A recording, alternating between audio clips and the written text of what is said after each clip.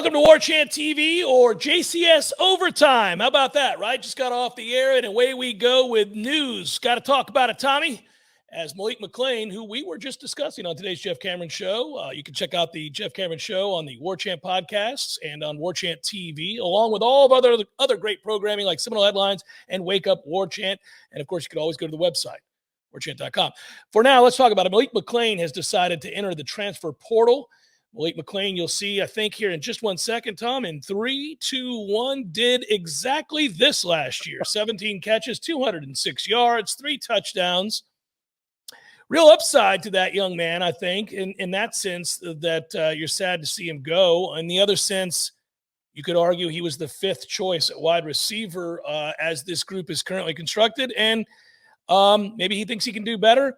We are in the world in which kids do have opportunities and hear from other universities on the regular about NIL possibilities. And this is the stuff you're going to have to deal with.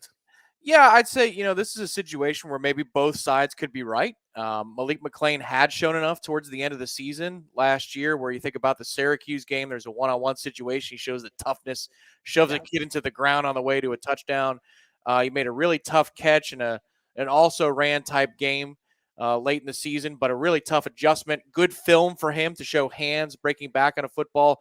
And then over the top, in the final regular season game against Florida on a deep post. So you've got a combination of strength, hands, and speed, and just those 3 plays. And it sounds so minuscule, but when Florida State has 5 and 6 legitimate targets in its passing offense, you're not going to get the ball a whole lot.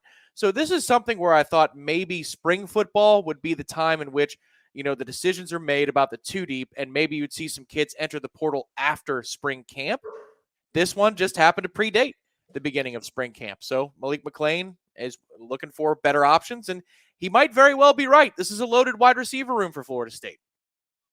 One of the frustrating things is that I think when you accrue talent, you get to a place where, like Florida State's at, is that you will lose guys, and you just have to now know that is part of the equation with the ability to transfer, with the ability to get NIL offers from other schools, because let's not kid ourselves, that's happening all the time. People trying to pluck your roster for kids just like this, who they see upside with, and then they know has to be unhappy without being the guy, or maybe not enough footballs to go around, as you just noted, and maybe they can lure him off your roster. I don't know what happened here, but it is not a surprise. I will just say that. And I don't think it'll be a surprise moving forward when we begin to hear some other names, perhaps after spring practice and the competition plays out, and you find out that maybe another receiver.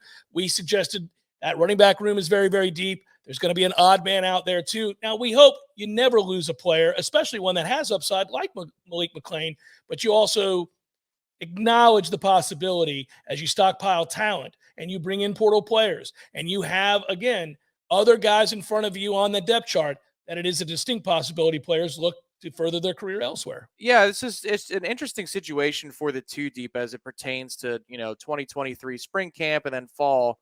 Is you think about Pokey Wilson and all the things that he did in his final year at Florida State, and it started with a bang really at the LSU game. I know that was the second game of the season, but Pokey announced that he was going to have a really good year with that LSU performance. He performed well against Miami, had some other big moments down the stretch, including a touchdown catch against Oklahoma in the bowl. But you thought Winston Wright for Pokey Wilson's a good 1-for-1 switch in terms of productivity because Winston Wright is coming back for another year after not being able to see the field with injury concerns. So you're set there 1-for-1 with Johnny Wilson and Micah Pittman at the top. Hakeem Williams was going to have to do a lot of work to crack the 2 deep anywhere in one of the 3 receiver positions as a true freshman. Now all that's in front of him in order to crack that rotation is probably Kentron Poitier. I mean, that's what gets fun here is we were thinking and talking about it openly on Warchant TV forums that Kentron and Malik are a similar type of receiver and a similar type of player. Malik had maybe more game-breaking ability, but Kentron was more of that possession guy who could make some of the tougher catches over the middle. But when you were going down the line from Johnny to Micah, even Deuce Spann being in that conversation, and Darion Williamson, who when healthy can be a breakout type player. Ja'Kai Douglas is still going to be on this roster. It's like, where does Hakeem Williams as a true freshman, 5-star, come in and fit? Well, there's one fewer player to climb over now. And so as we're going through receiver drills, unless Malik withdraws his name from the portal and he doesn't see what he likes, then again, Hakeem Williams is one step closer to making some impact plays for Florida State on the field this fall. I also think that I can express something that a lot of fans are thinking right now, and that is it's disappointing not to see a kid hang in there, stick it out, fight through adversity, and maybe find out that there's a brighter day down the line. We see it all the time. We just got done with a major college football story, again, being, unfortunately, for Florida State anyhow, Georgia winning a back-to-back national championships. But there are all kinds of storylines, including with their starting quarterback, of people that had to deal with adversity and stuck it out and found a way to make an impact on a program. I don't begrudge kids who make these choices to leave. I'm not saying it in that way. It's just that when you see a kid who has talent, who's a good kid, who works hard, who's really never been a problem, has represented Florida State in a good way, you'd like to see what he would have become in this offense. We think this is going to be a prolific offense. There's going to be a lot of yardage accrued, a lot of points scored. It's an offense that's kind of coming into its own now, and it's only stockpiling talent and better depth. You know Florida State's going to be one of the best offenses in the country next year. You would have liked to have seen how Malik McClain would have been part of that. I don't begrudge him. If he wants to go, he wants to go.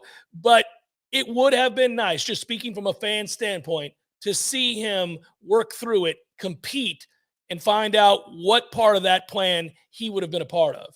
Yeah, I agree, because I think if you bet on yourself for this upcoming season, Florida State is poised to not only put up a ton of production, but also to blow out a lot of their opponents. And we'll see what the schedule looks like officially on January the 30th when the ACC rolls out the football schedule.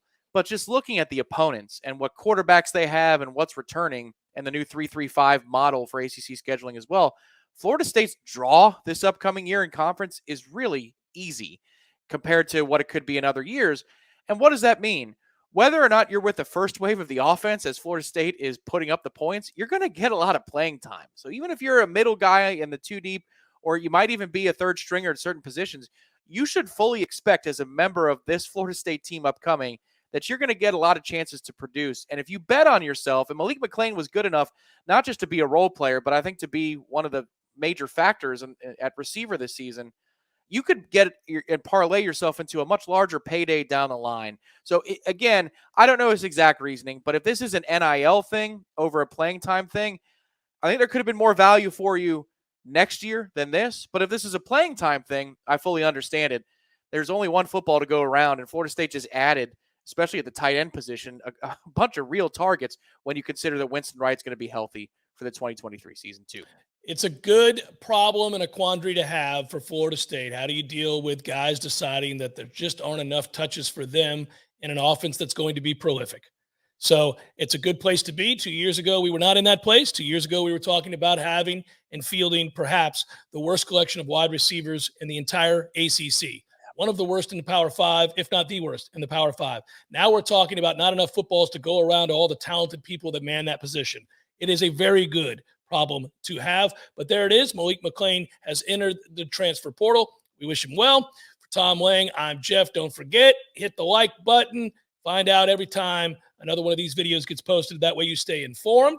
Don't forget about Wake Up Warchant, Seminole Headlines, the Jeff Cameron Show, and all the great work done here at Warchant. Thank you, guys. We'll talk to you again next time, hopefully with better news.